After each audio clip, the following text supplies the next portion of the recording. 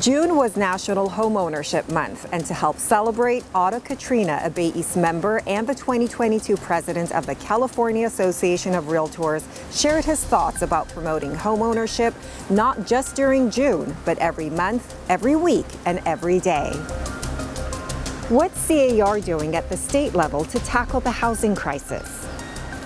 Solving the housing crisis will need all hands on deck.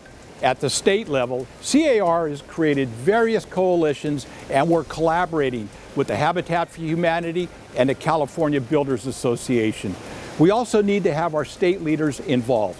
We've had several meetings with the governor and his staff to ensure there is funding in the 2023 state budget to support first-time homebuyers, especially in underserved neighborhoods, and funding for deed-restricted affordable housing.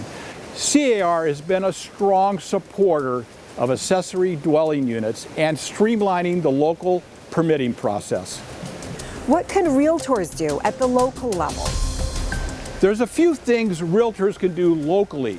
First, do your homework. Understand how many residential units your city needs to plan for as part of the RHNA and housing element process. Learn how many building permits have been issued, how many are pending, how much new housing is really being created. Realtors can use their people skills to work with their local associations to engage with the local elected officials. It can be easy as meeting for coffee so they get to know you. And you know you are an expert in home ownership and you want to help them make wise decisions. Last, find out how your city is marketing itself. Is it pro-business?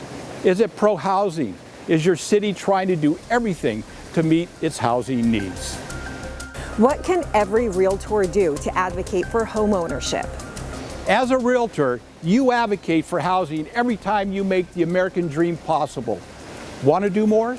Learn about and then promote down payment assistance programs.